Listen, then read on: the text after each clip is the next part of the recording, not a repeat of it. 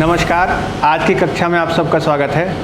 आज के इस सत्र से हम मुख्य रूप से बीपीएससी में पुराने सालों में पूछे गए कुछ महत्वपूर्ण प्रश्नों पर चर्चा करेंगे और जो आगामी आपकी बीपीएससी प्रारंभिक परीक्षा होने जा रही है उसके दृष्टिकोण से यह बीपीएससी के जो पास्ट ईयर के क्वेश्चंस हैं वह आपके लिए लाभकारी होंगे। तो हम आधुनिक भारत से इस सत्र को शुरू करेंगे और जैसा कि आप जानते हैं कि आधुनिक भारत में कुछ महत्वपूर्ण टॉपिक्स हैं। इन टॉपिक्स को ध्यान में रखकर हमें इन पास्ट ईयर क्वेश्चंस को समझने की आवश्यकता है। मॉडर्न इंडिया में जब हम आधुनिक भारत की बात करते हैं तो जो सबसे पहला टॉपिक जो हमें पास्ट ईयर क्वेश्चन के दृष्टिकोण से पढ़ना होता है उसमें हमें 18वीं शताब्दी से इसको पढ़ने की ज़रूरत है। यानी जो हमारा 18th सेंचुरी है, 18वीं शताब्दी का जो टॉपिक है उसके पास्ट ईयर क्वेश्चंस आपको सबसे पहले देखने की आवश्यकता है। इस 18th सेंचुरी में जो सबसे पहला टॉपिक आपको पास्ट ईयर क्वेश्चंस के दृष्टिकोण से देखना चाहिए वह महत्वपूर्ण है। उसमें आपको पढ़ना होगा यूरोपीय कंपनियों का आगमन। यानी जो पहला महत्वपूर्ण टॉपिक है वह कौन सा रहेगा, तो वो पहला रहेगा यूरोपीय कंपनियों का आगमन। आपको ये बात ध्यान रखनी होगी कि यूँ तो भारत में यूरोपीय कंपनियों का आगमन मध्यकाल से ही देखा गया, जिसमें प्रारंभिक तौर पर जो पुर्तगाली कंपनी आदि है वह मुग़ल काल की स्थापना से पहले ही भारत में देखी गई और लगातार उसका विस्तार हुआ। लेकिन 18वीं शताब्दी तक आते आते ऐसी स्थितियां विद्यमान हो गई थी कि यह जो यूरोपीय कंपनी है अब भारत में सत्ता संघर्ष में आप देख सकते हैं कि वो आपस में लड़ती हुई देखी जा रही हैं और अंततः उन्होंने अपना स्वयं का शासन स्थापित करने का भी प्रयास किया, जिसमें ब्रिटिश कंपनी सबसे आगे निकली। यानी सबसे पहला टॉपिक कौन सा होगा, तो इसमें यूरोपीय कंपनियों के आगमन के बारे में हम पढ़ेंगे। और इसमें कौन कौन सी यूरोपीय कंपनियां महत्वपूर्ण हैं, तो इसमें आपको पढ़ना चाहिए पुर्तगाली कंपनी के बारे में, इसमें आपको पढ़ना चाहिए डचों के बारे में, इसमें आपको पढ़ना है ब्रिटिशों के बारे में, इसमें आपको पढ़ना है फ्रांसीसियों के बारे में। और ये कुछ ऐसी महत्वपूर्ण कंपनियां हैं जो भारत में आई हैं और इन्होंने मुख्य रूप से अपने कार्य को किया है।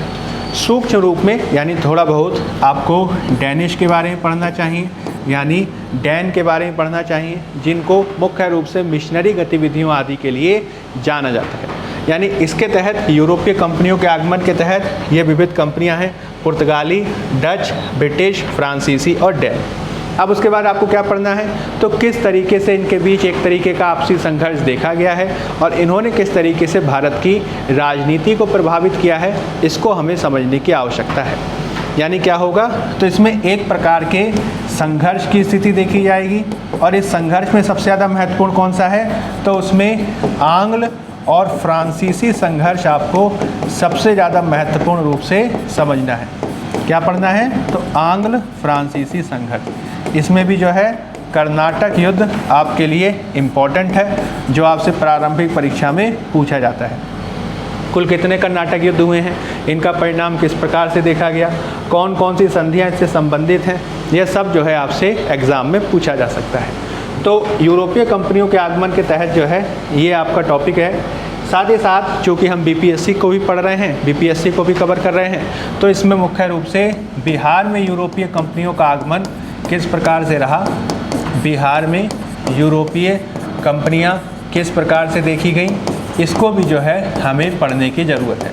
और इसमें पुर्तगाली कंपनियों की भूमिका कैसी रही, डच कंपनी की भूमिका कैसी रही, ब्रिटिशों की भूमिका कैसी रही, डैन्स की भूमिका कैसी रही, फ्रांसीसियों की भूमिका कैसी रही, उन्होंने कहाँ कहाँ पे अपनी फैक्ट्री इस्टेब्लिश की, आज हम उसे किस स्थान पे पाते हैं। और इसके संदर्भ विविध प्रकार के आप कह सकते हैं, एक तो यूरोपीय कंपनियां और साथ ही विविध प्रकार के विदेशी यात्री जिन्होंने पटना के बारे में या फिर बिहार आदि के व्यापार के बारे में चर्चा की है, यह भी आपके परीक्षा के दृष्टिकोण से इम्पॉर्टेंट है और विशेष रूप से प्रारंभिक परीक्षा में इससे संबंधित क्वेश्चन पूछे जाते हैं।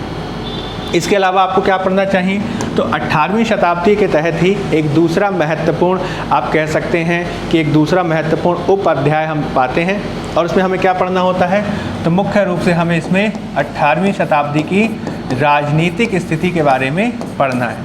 क्या पढ़ना है, तो 18वीं शताब्दी की राजनीतिक स्थिति यानी पॉलिटिकल सिचुएशन के बारे में हमें जानने की आवश्यकता है।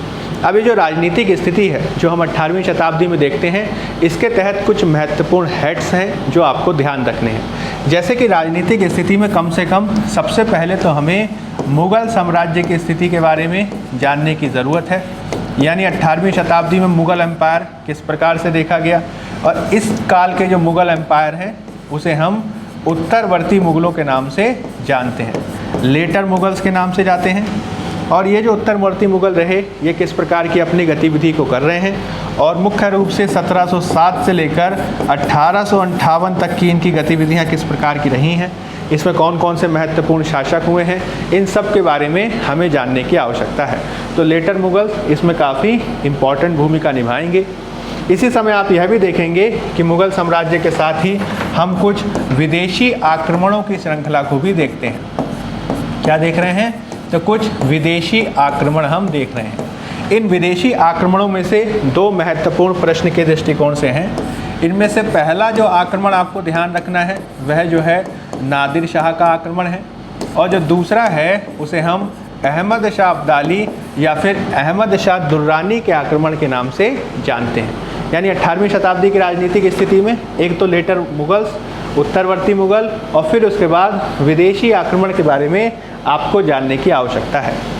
फिर उसके बाद हमें यह भी समझना होगा कि चूँकि इस काल तक आते आते मुग़ल एम्पायर बहुत कमज़ोर हो गया है, तो एक अखिल भारतीय मुग़ल साम्राज्य जो हम ऐतिहासिक कालों से देखते हैं, अब उसकी स्थिति इतनी रही नहीं कि वह जो है अपने अंतर्गत आने वाले शासकों को या फिर अंतर्गत आने वाले क्षेत्रों को अपने नियंत्रण में रख सके।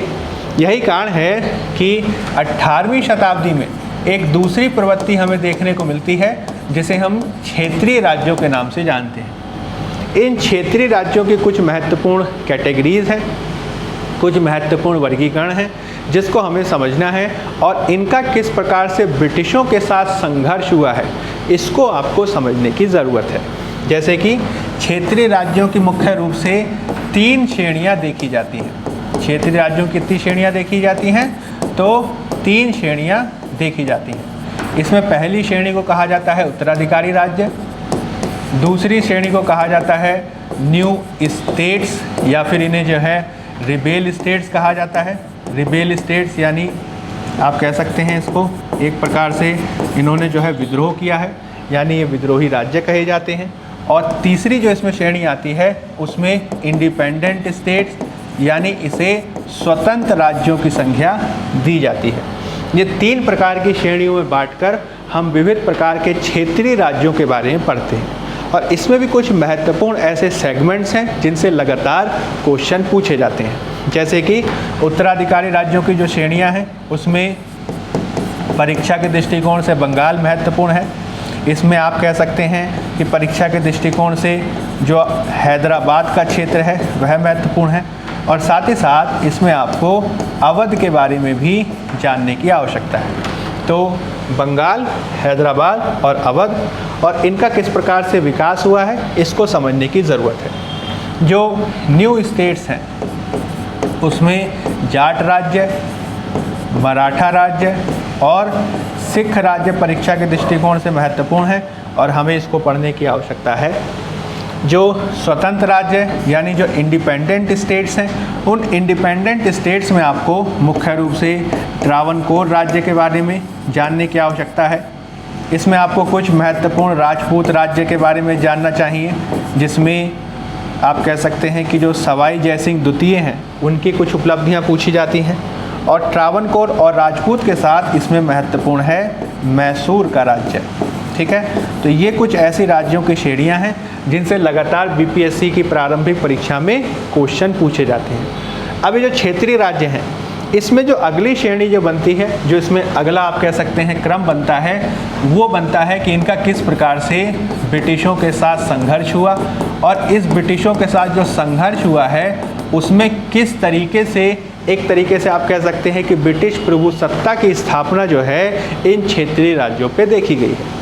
जैसा कि आप देख सकते हैं, आप इसमें देखेंगे कि मैसूर के साथ जो आप पाएंगे कि जो अंग्रेजी संघर्ष हुआ है वो आपको पढ़ना चाहिए, जिसमें आंग्ल मैसूर संघर्ष में कुल 4 युद्धों के बारे में हमें जानने की ज़रूरत है। इसी प्रकार से मराठों के साथ जो अंग्रेज़ों का संघर्ष हुआ, आंग्ल मराठा संघर्ष हम इसे कह सकते हैं। और इस आंग्ल मराठा संघर्ष में हम 3 युद्धों के बारे में पढ़ते हैं। इसके अलावा जो है आपको सिखों के साथ अंग्रेज़ों का किस प्रकार से संघर्ष हुआ, इसको कहते हैं सिख या आंग्ल सिख युद्ध। इसमें जो है किस तरीके से 2 युद्धों की श्रृंखला देखी गई। ठीक, ये कुछ ऐसी श्रेणियां हैं जो आपको लगातार याद करने की ज़रूरत है और इनसे जो है रेगुलर क्वेश्चन पूछे जाते हैं। इसी श्रेणी में जो अगला महत्वपूर्ण भाग बनता है, आपको ये चीज़ ध्यान रखनी है कि इसमें जो है बंगाल की जो श्रेणी है, यानी जो उत्तराधिकारी राज्य जो बंगाल है, वह जो है आपसे क्वेश्चन पूछा जा सकता है। और बंगाल की यात्रा किस प्रकार की रही है, वह बीपीएससी के दृष्टिकोण से सबसे ज़्यादा महत्वपूर्ण है। इसमें बंगाल में आप ये चीज़ ध्यान रखेंगे कि बंगाल के विविध प्रकार के नवाब किस प्रकार के हुए। इसमें जो है नवाबों का आप कह सकते हैं ब्रिटिशों के साथ संघर्ष किस तरीके से हुआ, नवाबों का ब्रिटिशों के साथ संघर्ष किस तरीके से हुआ। और इस नवाब और ब्रिटिश संघर्ष में सबसे ज़्यादा महत्वपूर्ण कौन है, तो सबसे ज़्यादा महत्वपूर्ण है 1757 का प्लासी का युद्ध। फिर आगे चलकर हम इसी में 1764 के बक्सर युद्ध की श्रृंखला देखते हैं। और फिर उसके बाद जो है एक नवीन प्रकार का शासन ही देखने को मिलता है, जो इलाहाबाद की संधि 1765 के बाद स्थापित हुआ और यह जो है द्वैध शासन के रूप में देखा जाता है। यानी अगर बहुत शॉर्ट में कहा जाए तो 18वीं शताब्दी को आपको किस तरीके से पढ़ना है, तो 18वीं शताब्दी में आप सबसे पहले तो यूरोपीय कंपनियों के आगमन के बारे में पढ़ेंगे। यानी जो पास्ट ईयर क्वेश्चंस आप देखें उसमें यूरोपीय कंपनियों के क्वेश्चंस कैसे पूछे गए हैं। इसमें अंग्रेज़ों और फ्रांसीसियों के बीच का जो संघर्ष कर्नाटक युद्ध में देखा गया है, वह किस प्रकार का रहा है। फिर उसके बाद बिहार में यूरोपीय कंपनियों की प्रगति किस प्रकार की रही है, इसके बारे में आप जानने का प्रयास करें। फिर उसके बाद राजनीतिक स्थिति कैसी रही है, उसमें लेटर मुगल्स, उत्तरवर्ती मुगलों में किस प्रकार से विदेशी आक्रमण किस प्रकार से देखा गया।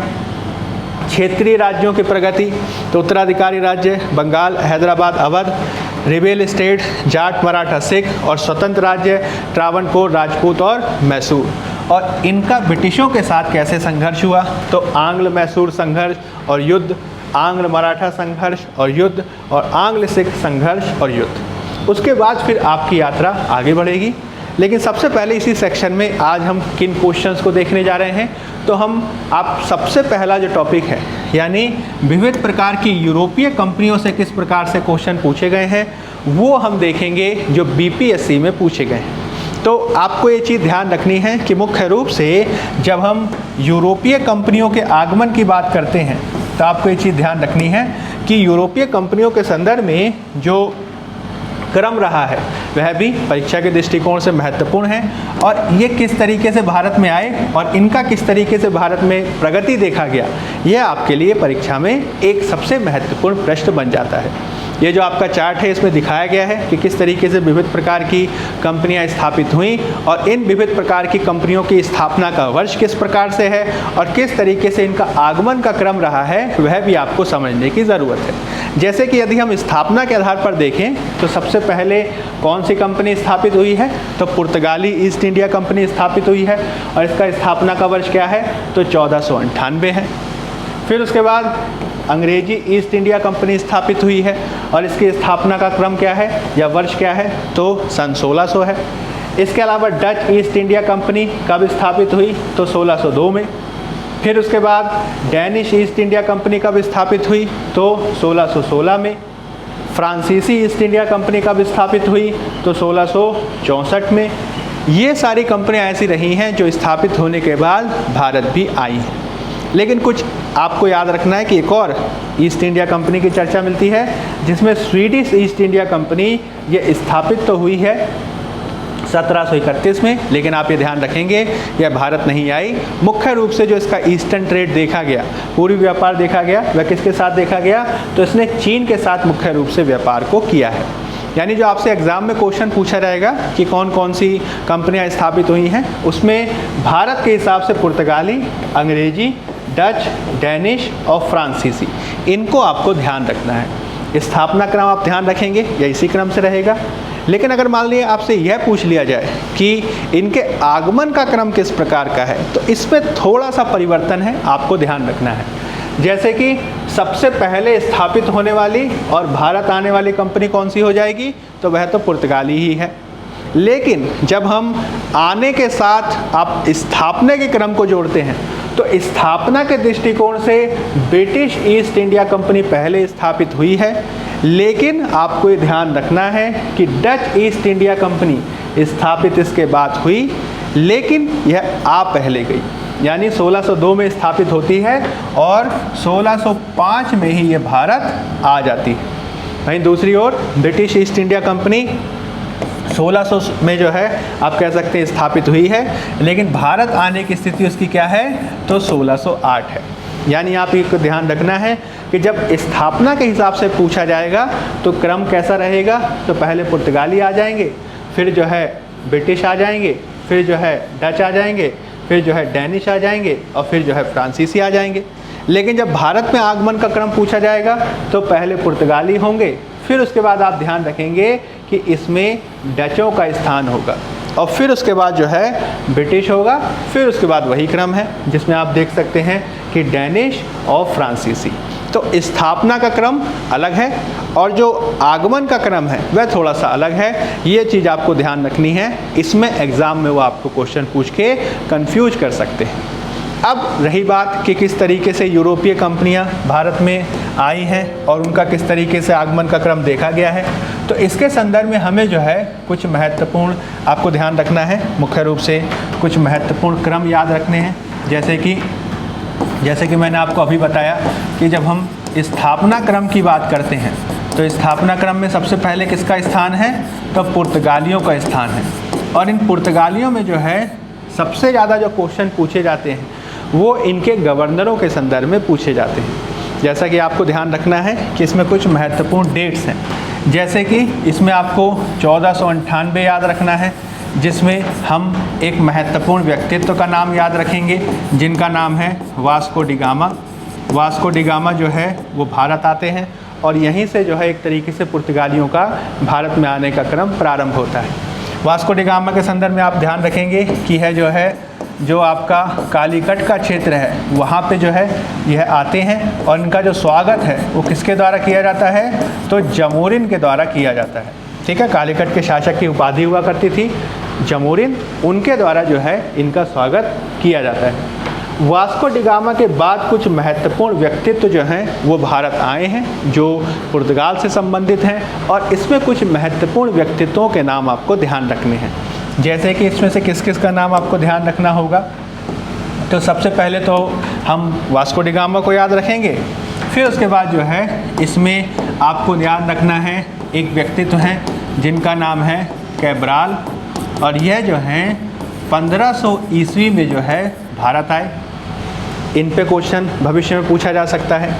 इसके बाद कुछ महत्वपूर्ण पुर्तगाली गवर्नरों के नाम आपको ध्यान रखते हैं।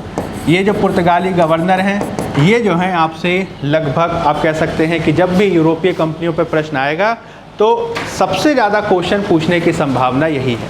पुर्तगाली गवर्नर कौन कौन से रहे हैं? तो सबसे पहले जो पुर्तगाली गवर्नर आपको ध्यान रखने हैं उनका नाम है अल्मीडा।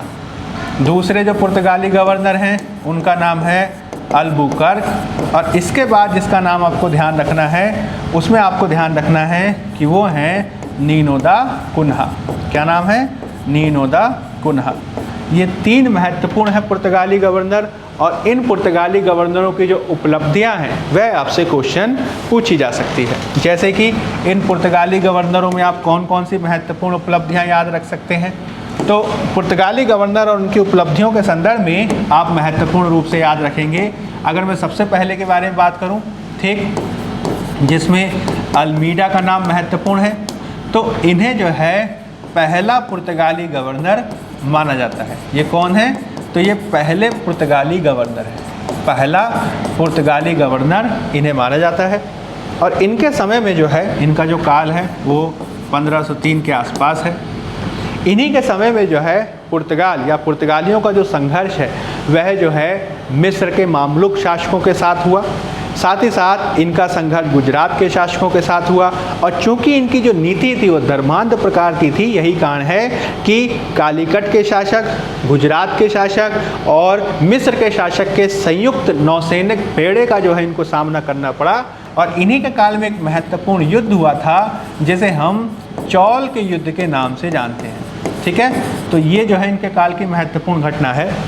इसके अलावा आपको ये ध्यान रखना होगा कि इन्हीं के काल में जो है एक महत्वपूर्ण नीति को अपनाया गया जिसे ब्लू वाटर पॉलिसी कहा जाता है। क्या कहा जाता है? तो ब्लू वाटर पॉलिसी, या एक प्रकार से इसे कहते हैं शांत जल की नीति। हालांकि ये जो है एक प्रकार से शांत नहीं थी, ये एकाधिकार स्थापित करने की नीति थी जिसके माध्यम से इन्होंने हिंद महासागर के क्षेत्र में अपने एकाधिकार को स्थापित करने का प्रयास किया है। अब अगले जो पुर्तगाली गवर्नर जो एग्ज़ाम के दृष्टिकोण से इम्पॉर्टेंट हैं वो कौन से हैं? तो आप ध्यान रखेंगे वो जो हैं वो अल्बुकर्क हैं। कौन है? तो वो जो हैं अल्बुकर्क हैं। अल्बुकर्क की कौन कौन सी उपलब्धियां रहीं? तो इन्हें पुर्तगाली शक्ति का वास्तविक संस्थापक कहा जाता है। क्या कहा जाता है? तो पुर्तगाली शक्ति का इन्हें वास्तविक संस्थापक कहा जाता है। पुर्तगाली शक्ति का वास्तविक संस्थापक। इन्होंने जो है 1510 के आसपास जो है जो बीजापुर का सुल्तान हुआ करता था, बीजापुर का जो आदिल शाही सुल्तान था, बीजापुर का जो आदिल शाही सुल्तान हुआ करता था, इससे जो है क्या किया? तो इससे उन्होंने गोवा को छीन लिया, और यही गोवा बाद में क्या बनेगा? तो महत्वपूर्ण पुर्तगाली बस्ती बनेगा। इसके अलावा जो है आपको ध्यान रखना है कि इन्होंने जो है बाद में क्या किया? तो स्थानीय आधार पर पुर्तगालियों को बसाने का प्रयास किया, यानी इन्होंने स्थानीय बसावट को बढ़ावा दिया, और इसके माध्यम से क्या हुआ कि बहुत सारे जो पुर्तगाली हैं वो भारत में आके बसने लगे, और जो बसने वाले जो पुर्तगाली थे वो आके भारत में विविध प्रकार की गतिविधियां करते थे, विवाह वगैरह करते थे, और विवाहों आदि के माध्यम से अपनी जनसंख्या को बढ़ाते थे। इसी संदर्भ में इन्होंने क्या किया कि पुर्तगाली क्षेत्रों में इनके द्वारा जो सती प्रथा है उसको भी निवारित करने का प्रयास किया गया। यानी ये क्या कर रहे हैं? तो सती प्रथा निवारण का प्रयास कर रहे हैं ताकि सती होने से बचने वाली महिलाओं आदि से पुर्तगाली लोग क्या कर सकते हैं? तो विवाह कर सकते हैं। ठीक है, तो ये किसकी उपलब्धियां हैं? तो ये अल्बुकर्क की कुछ महत्वपूर्ण उपलब्धियां हैं जो आपसे एग्ज़ाम में पूछी जा सकती हैं। अब देखिए, अगर मैं वो क्वेश्चंस देखने का प्रयास करूं कि आखिर ऐसे कौन से क्वेश्चंस रहे हैं जो आपसे एग्ज़ाम में पूछे गए हैं, तो देखिए इसमें जो है आप क्वेश्चन देख सकते हैं कि पहला जो क्वेश्चन बीपीएससी में 2001-2 में पूछा गया था वह आपके सामने है। देखिए क्वेश्चन क्या कह रहा है? क्वेश्चन कह रहा है कि पुर्तगाली उपनिवेश का पहला वाइसराय कौन सा हुआ। इसमें आप कह सकते हैं कि पहला वाइसराय कौन सा है, तो इसमें सीधा सीधा आप क्वेश्चन देख सकते हैं कि इसका आंसर है सी। कौन है? तो अल्मीडा है, अभी मैंने आपको बताया, और उसकी कुछ महत्वपूर्ण उपलब्धियां आपको ध्यान रख लेनी है। अब अगला क्वेश्चन देखिए। अगला क्वेश्चन जो आपसे, ये वाला चीज़ मैंने आपको बता दिया। अगला क्वेश्चन आप देख सकते हैं, इसमें पूछा गया है कि आखिर बंगाल की खाड़ी में समुद्री डकैती के संदर्भ में हुगली का उपयोग कौन करता था। तो आपको ये ध्यान रखना है कि हुगली जो है वह कहाँ पे अवस्थित है, तो हुगली जो है बंगाल के क्षेत्र में अवस्थित है, और हुगली में शुरुआती बसावट बसाने का श्रेय किसको जा रहा है, तो वह जा रहा है पुर्तगालियों को, और इनके द्वारा जो है शुरुआत में हुगली के क्षेत्र में अपना आधिपत्य स्थापित किया गया। हालांकि बाद में इन्होंने हुगली का प्रयोग किस रूप में किया है, तो एक तरीके से समुद्री डाका वगैरह डालने के लिए, पायरेसी एक्टिविटीज़ को बढ़ावा देने के लिए किया है। यही कारण है कि इनकी गतिविधियों के चलते शाहजहाँ के काल तक आते आते, ठीक है, शाहजहाँ के काल तक आते आते लगभग ये बात है 1632 के आसपास की, इनका जो संघर्ष है वो जो है पुर्तगालियों से हो जाता है, और इसी घटना के चलते जो है शाहजहाँ के काल तक आते आते इनको हुगली के क्षेत्र से निष्कासित कर दिया जाता है। तो उत्तर क्या हो जाएगा? उत्तर हो जाएगा सी, पुर्तगाली। अब अगर नेक्स्ट क्वेश्चन देखें तो देखिए पुर्तगालियों में यही क्वेश्चन इंपॉर्टेंट है। हालांकि मैंने आपको संभावित प्रश्न भी बताए कि किस तरीके से क्वेश्चन पूछा जा सकता है। अब जो नेक्स्ट महत्वपूर्ण ताकत जिससे क्वेश्चन बीपीएससी में पूछा गया है वो कौन है, तो वो है ब्रिटिश। अब ब्रिटिशों से क्या क्वेश्चन आया है, तो निम्नलिखित अंग्रेजों ने किसे जहांगीर ने खान की उपाधि से सम्मानित किया था। अब ब्रिटिशों के संदर्भ में आपको ध्यान रखना है कि जैसा कि मैंने आपको बताया कि ब्रिटिश कंपनी की स्थापना कब हुई, तो सन 1600 में हुई। उसके बाद जो है अब जब कंपनी की स्थापना हो गई तो उनकी तरफ से कुछ दूतों का आदान प्रदान किया गया ताकि हम जो है भारत से कुछ विशेष प्रकार के अधिकार प्राप्त कर सकें, व्यापार संबंधी विशेष अधिकार प्राप्त किए जा सकें। और इसी के संदर्भ में क्या हुआ कि 1608 से ही ये गतिविधियां शुरू हुई और 1609 में आप देख सकते हैं कि जो पहला आप कह सकते हैं कि एक राजदूत जो जहांगीर के दरबार में उपस्थित हुआ था उसका नाम क्या था, तो उसका नाम था विलियम हॉकिंस। हॉकिंस जो है 1609 में आगरा के दरबार में आता है और आगरा के दरबार में आने के बाद वो क्या करेगा, तो वो जहांगीर से मिलेगा। अब आपको एक चीज़ ध्यान रखनी है कि वह जो है बहुत अच्छी तुर्की भाषा बोलता था, इसी वजह से उसने क्या किया कि जहांगीर से डायरेक्ट संवाद किया, सीधे बात की और जहांगीर उससे बहुत खुश हुआ। और खुश होकर जो है उसने ना केवल उसको 400 का मनसब प्रदान किया, 30,000 रुपये का वेतन प्रदान किया, वहीं जो है उसको इंग्लिश खां की उपाधि से भी क्या किया, सम्मानित किया। इंग्लिश खां की उपाधि से सम्मानित किया और एक आर्मेनिया मूल के आप कह सकते हैं सरदार की पुत्री से उसका विवाह भी करवाया। ठीक है, तो निम्नलिखित अंग्रेजों में किसे जहांगीर ने खान की उपाधि से सम्मानित किया था, तो उत्तर क्या हो जाएगा, उत्तर हो जाएगा ए विलियम हॉकिंस। हमारा सही उत्तर क्या है, ए विलियम हॉकिंस। अब देखिए इसी में आपको क्वेश्चन ध्यान रखना है कि पहली बस्ती या आप कह सकते हैं पहला स्थायी कारखाने के संदर्भ में किस तरीके से उन्होंने गतिविधि की है, यह भी क्वेश्चन पूछा जाता है। तो भारत में 1612 ईस्वी में अंग्रेजों ने अपनी पहली फैक्ट्री कहाँ स्थापित की थी, इसके संदर्भ में जो है आपको ध्यान रखना है कि अगर मैं पहले से ही कहानी शुरू करूं तो हुआ क्या कि सन 1600 में ब्रिटिश ईस्ट इंडिया कंपनी ने जो है भारत में अपना कार्यक्रम शुरू किया, मतलब पहले जो है कंपनी की स्थापना की गई। फिर उसके बाद क्या हुआ कि सन 1608 में क्या हो रहा है, तो अब वह जो है विविध प्रकार के दूतों वगैरह को भेजने का प्रयास कर रहे हैं। तो विलियम हॉकिंस की जो है कार्यवाही शुरू होती है और 1609 में जो है वह कहाँ पहुँचता है, तो आगरा दरबार में पहुँचता है। जहांगीर से सारी बातचीत होती है। जहांगीर जो है आप कह सकते हैं कि एक प्रकार से उसे अपनी फैक्ट्री वगैरह स्थापित करने की शुरुआत में अनुमति भी दे देता है, लेकिन बाद में फिर क्या होता है कि चूँकि पुर्तगालियों की भी उपस्थिति थी तो किसी न किसी रूप से पुर्तगाली दबाव के चलते बाद में यह वापस ले ली जाती है और इसी के चलते जो है राजनीति हो जाती है।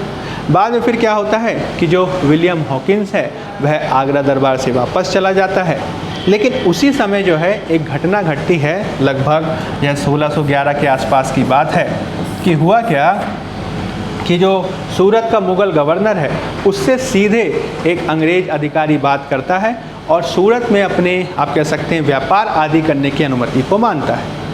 इससे होता क्या है कि जब अंग्रेज अपना बेड़ा लेकर सूरत पहुंचते हैं तो वहाँ पे जो है पुर्तगाली बेड़े से उनका सामना होगा और पुर्तगाली बेड़े से सामना होने के बाद बेहद आप कह सकते हैं बेहद बेहतरीन प्रदर्शन करते हुए ब्रिटिश क्या करेंगे, तो पुर्तगाली बेड़े को हरा देंगे। और यह जो लड़ाई है बैटल ऑफ स्वाली के युद्ध के नाम से जानी जाती है, जिसमें थॉमस बेस्ट नाम के व्यक्ति के द्वारा पुर्तगाली बेड़े को हरा दिया जाता है। इसी बात से जो है जहांगीर बहुत खुश होगा और बाद में इनको जो है अपना एक कारखाना बनाने की अनुमति मिल जाएगी। तो ये 1612-13 के आसपास सूरत के क्षेत्र में क्या करेंगे, तो अपने फैक्ट्री को स्थापित करेंगे और उत्तर हो जाएगा हमारा टी। ठीक है, हालांकि आपको ये ध्यान रखना है कि 1611 के आसपास ही जो है इन्होंने मसूलीपट्टनम के क्षेत्र में भी 1611 के आसपास इन्होंने मसूलीपट्टनम के क्षेत्र में भी जो है अपना एक उसे कहते हैं अस्थाई कारखाना, ठीक है, अपना एक अस्थाई कारखाना स्थापित किया था। लेकिन जब पहले स्थाई फैक्ट्री की बात होती है तो इसमें आपको सूरत का ही नाम याद रखना है। यही जो है सबसे ज़्यादा इम्पॉर्टेंट फैक्ट है जो आपसे एग्ज़ाम में पूछा जा सकता है। ठीक है, तो ये चीज़ आपको ध्यान रखनी है। अब इसी से रिलेटेड देखिए दूसरा क्वेश्चन है कि किस मुगल शासक के समय में सर थॉमस रो जो है भारत आए था। तो इसी को तो आप थोड़ा आगे बढ़ा दीजिए कि शुरुआत में जो पहला दूत वो भेजते हैं वो विलियम हॉकिंस भेजते हैं, और आपको ध्यान रखना है कि उसके बाद अगला कौन आता है, तो जहांगीर के दरबार में जो है सर थॉमस रो को भेजा जाता है, जो 1615 के आसपास कहाँ पे आएगा, तो मुग़ल दरबार में आएगा।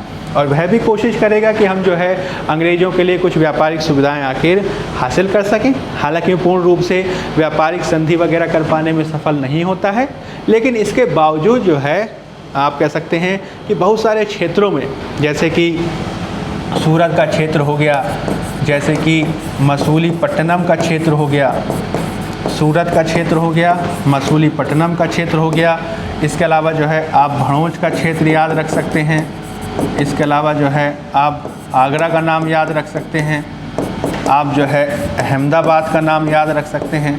ये कुछ ऐसे क्षेत्र हैं जहाँ पे जो है मुख्य रूप से 1625 तक आते आते अंग्रेज़ों ने क्या किया है, तो अपनी फैक्ट्री को एस्टेब्लिश कर लिया है।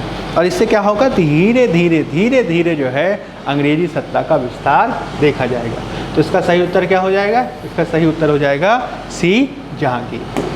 अब डच के बारे में कैसे क्वेश्चंस पूछे जाते हैं, तो डचों का बिहार के क्षेत्र में किस प्रकार का प्रसार रहा है, इस पे क्वेश्चन पूछा जाता है। जैसे कि क्वेश्चन पूछा गया है कि डच ईस्ट इंडिया कंपनी ने किस साल अपनी फैक्ट्री पटना में स्थापित की। तो ये चीज़ ध्यान रखनी है, किस साल की है, तो 1632 जो है इसमें इम्पॉर्टेंट है, और 1632 में जो है उन्होंने किया है। ब्रिटिशों ने किया, तो ब्रिटिशों के संदर्भ में आप ध्यान रखेंगे कि इसमें 1651 की डेट महत्वपूर्ण रूप से है। हालांकि इससे पहले भी जो है उन्होंने कोशिश की थी, लेकिन वो उसमें सफल नहीं हो पाए थे। ठीक, तो डचों के संदर्भ में इम्पॉर्टेंट डेट क्या है, तो इम्पॉर्टेंट डेट है 1632, और आंसर हो जाएगा हमारा बी। अब अगला क्वेश्चन देखते हैं, सर्वप्रथम किस मुगल शासक ने ब्रिटिश के विरुद्ध संघर्ष किया था। अब ये क्वेश्चन भी इम्पॉर्टेंट है। जैसे कि आपको ध्यान रखना है कि शुरुआत में जब अंग्रेज आए तो उन्होंने धीरे धीरे जो है अपनी व्यापारिक बस्तियों को बढ़ाना शुरू किया, और वो कोशिश कर रहे हैं कि हम एक प्रकार से शुल्क मुक्त व्यापार को बढ़ावा दे सकें।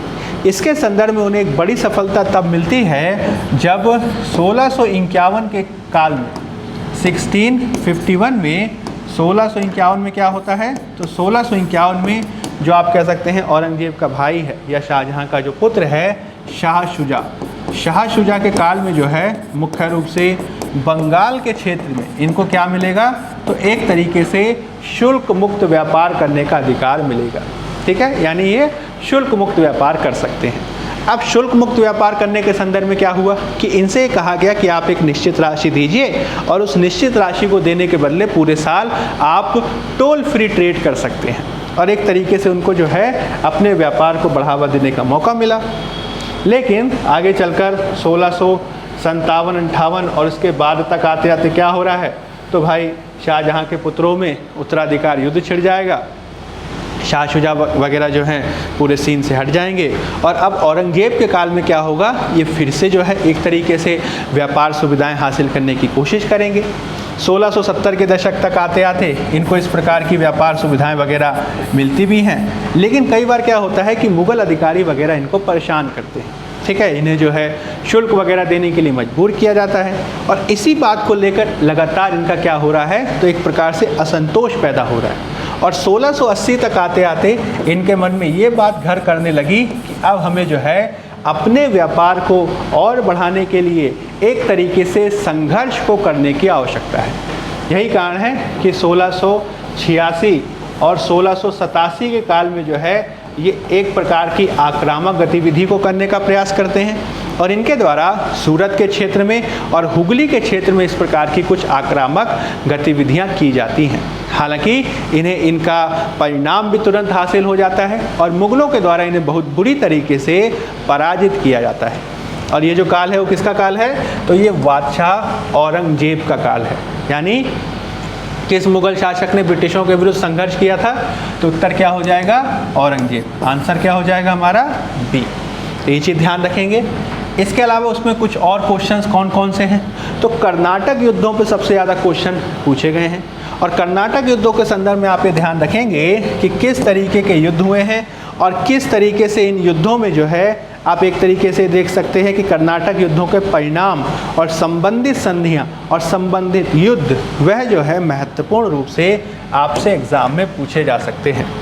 इसमें आपसे पूछा जाएगा कि किस तरीके से आंग्ल फ्रांसीसी जो संघर्ष है जिसे कर्नाटक युद्ध के नाम से जानते हैं, ये पूरा का पूरा जो है इसका एक जिस्ट है। जैसे कि पहला जो अंग्रेज और फ्रांसीसियों के मध्य जो युद्ध हुए कर्नाटका के क्षेत्र में, वह जो है 1746 से 48 में हुए। ये मूल रूप से जो है ऑस्ट्रिया उत्तराधिकार के प्रश्न पे हुए थे जो 1740 में था। हालांकि जो इसका तात्कालिक जो कारण है वो थोड़ा सा अलग है। ठीक है, तात्कालिक कारण आप थोड़ा सा याद रखेंगे। आपको ये ध्यान रखना है कि ऑस्ट्रिया के उत्तराधिकार का प्रश्न 1740 में ही शुरू हुआ था, लेकिन युद्ध कब शुरू हुआ है तो 1746 में, यानी 6 साल तक इन्होंने कोई संघर्ष नहीं किया। इसका एक बहुत बड़ा कारण ये था कि जो फ्रांसीसी गवर्नर डुप्ले था वह शुरुआत में युद्ध करने का बहुत ज़्यादा इच्छुक नहीं था। लेकिन 1746 में जो है गतिविधि घटती है और होता क्या है कि एक अंग्रेजी आप कह सकते हैं नौसैनिक अधिकारी है और उसका नाम क्या है, तो उसका नाम है बार्नेट। क्या नाम है? बार्नेट। उस बार्नेट के द्वारा क्या किया जाता है कि सामुद्रिक क्षेत्र में कुछ जहाज़ों को उसने पकड़ लिया। किनको? फ्रांसीसी जहाज़ों को। और फिर उसके बाद जो है युद्ध शुरू होता है। यानी तात्कालिक कारण इसमें अलग देखा जाएगा और मूल कारण इसमें अलग है। यानी एक अंग्रेजी आप कह सकते हैं नौसैनिक अधिकारी के द्वारा मुख्य रूप से फ्रांसीसी जहाज़ों को पकड़ना जो है वह कर्नाटक युद्ध का तात्कालिक कारण है। इसी के चलते 1746 से 48 में यह युद्ध हुआ। जो मूल कारक क्या है? ऑस्ट्रिया उत्तराधिकार का प्रश्न। तात्कालिक कारण क्या है? बार्नेट के द्वारा जहाज़ों को पकड़ना। जो ख़त्म किससे होगा? तो एला शैपल की संधि से होगा।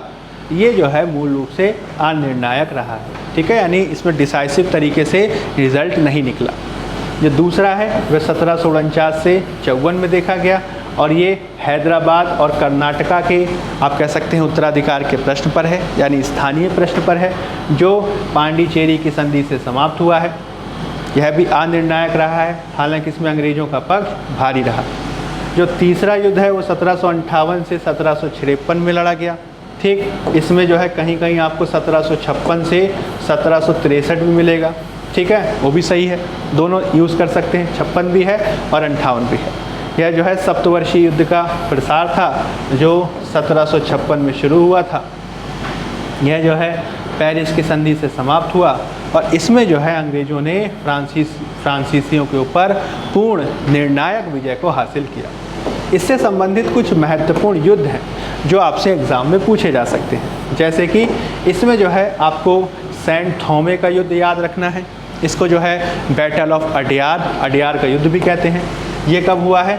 तो ये है पहले कर्नाटक युद्ध में हुआ है जो 1748 में देखा गया और ये पहले कर्नाटक युद्ध का भाग है। दूसरा जो है अंबोर का युद्ध है, ये 1749 में है और ये द्वितीय कर्नाटक युद्ध का भाग है। जो तीसरा है वह वांडीवाश का युद्ध है जो 1760 में तृतीय कर्नाटक युद्ध का है।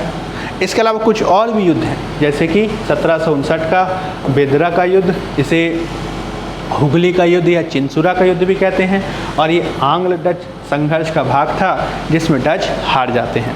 इसके अलावा 1781 का पोर्टो नोवो का युद्ध आपको ध्यान रखना है जो दूसरे आंग्ल मैसूर युद्ध का भाग है और इसमें हैदर अली क्या होंगे तो पराजित हो जाएंगे। तो ये कुछ ऐसे महत्वपूर्ण युद्ध हैं जो आपसे एग्ज़ाम में पूछे जा सकते हैं। जैसे कि देखिए इससे रिलेटेड क्वेश्चन कैसे पूछे गए हैं। तो ये देखिए वाला जो क्वेश्चन है वह कर्नाटका युद्ध से है। जैसे कि आपसे क्वेश्चन पूछ लिया गया कि निम्नलिखित में से पहले कर्नाटक युद्ध का कौन सा तात्कालिक कारण था। शब्द पे गौर कीजिएगा, तात्कालिक कारण। मूल कारण क्या है? ऑस्ट्रिया उत्तराधिकार। तात्कालिक कारण क्या है? अंग्रेज़ों द्वारा फ्रांसीसी जहाज़ों का अधिग्रहण। तो उत्तर क्या हो जाएगा? उत्तर हो जाएगा हमारा डी। ठीक, आप देखिए अगला क्वेश्चन देखिए। 1760 का प्रसिद्ध वांडीवाश का युद्ध अंग्रेज़ों ने किसके खिलाफ लड़ा था? अभी मैंने आपको बताया, यहाँ पे आप देख सकते हैं वांडीवाश का युद्ध 1760 तीसरे कर्नाटक युद्ध का भाग है। यानी इसका सही उत्तर कौन सा हो जाएगा? तो इसका सही उत्तर हो जाएगा फ्रांसीसी के खिलाफ। उत्तर क्या है? उत्तर हो जाएगा हमारा ए। ठीक, इस तरीके से आप इस क्वेश्चन को देख सकते हैं। इसके अलावा जो है कुछ और भी महत्वपूर्ण क्वेश्चन आपको ध्यान रखने हैं। जैसे कि ये वाला क्वेश्चन पूछा गया है और ये क्वेश्चन कौन से संबंधित है, तो यह मुख्य रूप से अंग्रेज़ों से भी और पुर्तगालियों से भी है। निम्नलिखित में से किस अंग्रेज अधिकारी ने पुर्तगालियों को स्वाली के स्थान पर हराया था? William Hawkins, Thomas best, Thomas Roe कि जोशिया चाइल्ड। तो जैसे कि अभी मैंने आपको बताया कि सन 1600 में क्या हो रहा है, तो सन 1600 में ईस्ट इंडिया कंपनी की स्थापना हुई। 1608 में भारत में उनकी जर्नी स्थापित हुई। 1609 में जो पहला आप कह सकते हैं दूत जहांगीर के दरबार में आया, उसका नाम क्या था, तो विलियम हॉकिंस। और उसने शुरुआत में अनुमति हासिल करने में सफलता हासिल की कि ब्रिटिश अपनी फैक्ट्री भारत में लगा सकते हैं। बाद में फिर क्या हुआ कि पुर्तगालियों के दबाव से वह अनुमति वापस ले ली गई और जो विलियम हॉकिंस है वह असफल होकर वापस लौट गया। अब हुआ क्या कि 1611 में एक घटना घटी। 1611 में क्या हुआ कि जो सूरत क्षेत्र का मुगल गवर्नर है उससे एक ब्रिटिश अधिकारी मिडिल्टन उसका नाम था, उसने जाकर अंग्रेज़ों के लिए व्यापार करने की अनुमति को हासिल कर लिया। अब इस बात का पता जब पुर्तगालियों को चला और जब अंग्रेज़ जहाज़ लेकर सूरत के पास आ रहे हैं तो पुर्तगालियों ने उनका रास्ता रोक लिया। इसी समय क्या होगा कि पुर्तगालियों को हराएगा एक बेहद महत्वपूर्ण युद्ध में जिसे कहते हैं बैटल ऑफ स्वाली। क्या कहा जाता है? स्वाली का युद्ध। और इस स्वाली के युद्ध में क्या करेंगे, तो स्वाली के युद्ध में जो पुर्तगाली हैं वो पुर्तगाली ब्रिटिशों को परास्त कर देंगे। क्या कर देंगे? ब्रिटिशों को परास्त कर देंगे। और इसका नेतृत्व किसने किया है? तो इसका नेतृत्व किया है थॉमस बेस्ट ने। तो उत्तर क्या हो जाएगा? उत्तर हो जाएगा हमारा बी। ये चीज़ आपको ध्यान रखनी है। इसके अलावा कुछ और महत्वपूर्ण क्वेश्चंस आपसे पूछे गए हैं। जैसे कि इस क्वेश्चन को देखिए, यह जो क्वेश्चन है ये बिहार के स्पेसिफिक पूछा गया है और उससे ये पूछा गया है कि बिहार के क्षेत्र से कौन सी महत्वपूर्ण वस्तु ब्रिटिशों के लिए महत्वपूर्ण थी।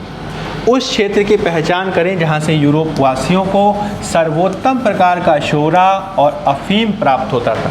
तो ये क्षेत्र याद रखना है, वो कौन सा है? तो वो है बिहार। बिहार के क्षेत्र से सर्वोत्तम प्रकार का शोरा, जिसे हम साल्ट पीटर के नाम से जानते हैं, शोरा जिसे हम साल्ट पीटर के नाम से जानते हैं, वह प्राप्त होता था, साल्ट पीटर। इसका जो इस्तेमाल है वह आप कह सकते हैं कि एक प्रकार से बारूद के निर्माण में, ठीक, रसायनों आदि के निर्माण में, और साथ ही साथ चूँकि भारत से विविध प्रकार के वस्त्र आदि या फिर सूती वस्त्र और दूसरे प्रकार के वस्त्र वगैरह को ले जाया जाता था तो जहाज़ बहुत हल्का रहता था, बहुत भारी सामान होता नहीं था। तो जहाज़ों को भारी करने के लिए, जहाज़ों को भरने के लिए सॉल्ट पीटर उसके तली में भर दिया जाता था, यानी उससे उसको भारी कर दिया जाता था, उसको बैलेंस कर दिया जाता था। तो सॉल्ट पीटर कहाँ से प्राप्त हो रहा है? तो वो प्राप्त हो रहा है बिहार से। इसके अलावा अफीम का वह भी महत्वपूर्ण रूप से बिहार से हासिल होता था और इसको मुख्य रूप से बम्बई के क्षेत्र से निर्यात किया जाता था और ये चीन वगैरह में भी भेजा जाता था। ठीक है, तो इसका उत्तर क्या हो जाएगा? इसका उत्तर हो जाएगा ए, हमारा बिहार। ठीक, अब ये वाला क्वेश्चन देखिए, फिर से क्वेश्चन पूछा, अंग्रेजी शासनकाल में भारत का कौन सा क्षेत्र अफीम उत्पादन के लिए प्रसिद्ध था? तो अफीम और शोरा कौन सा क्षेत्र है? तो वो बिहार का क्षेत्र है, यानी बिहार का क्षेत्र इसके संदर्भ में काफ़ी इंपॉर्टेंट है। ये चीज़ आपको ध्यान रखनी है। ठीक, अब देखिए ये वाला क्वेश्चन फिर से आया। ये क्वेश्चन पहले भी पूछा गया है कि किस तरीके से क्वेश्चन देखिए कई बार पूछ रहा है बीपीएससी। क्वेश्चन क्या है? वर्ष 1632 में बिहार के पटना शहर में कौन सी कंपनी ने अपनी फैक्ट्री स्थापित की? इससे पहले क्या क्वेश्चन पूछा था कि डच ईस्ट इंडिया कंपनी ने अपनी पहली फैक्ट्री किस क्षेत्र में की? तो पटना में की, 1632 में की। तो यहाँ पे क्या हो जाएगा? डचों ने की है और 1632 में बिहार के पटना क्षेत्र में की है। तो इसका सही उत्तर क्या हो जाएगा? इसका सही उत्तर हो जाएगा B, Dutch East India company. ठीक है, तो इस तरीके से आप इस क्वेश्चन को देख सकते हैं कि किस तरीके से की है। जो 18वीं शताब्दी में यूरोपीय कंपनियों के आगमन से संबंधित क्वेश्चन पूछे गए हैं।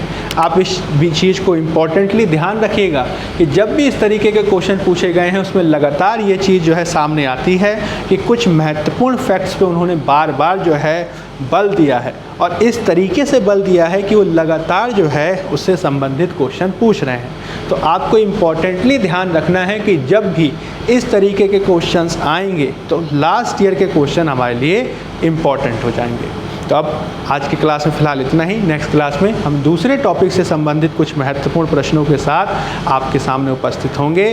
धन्यवाद।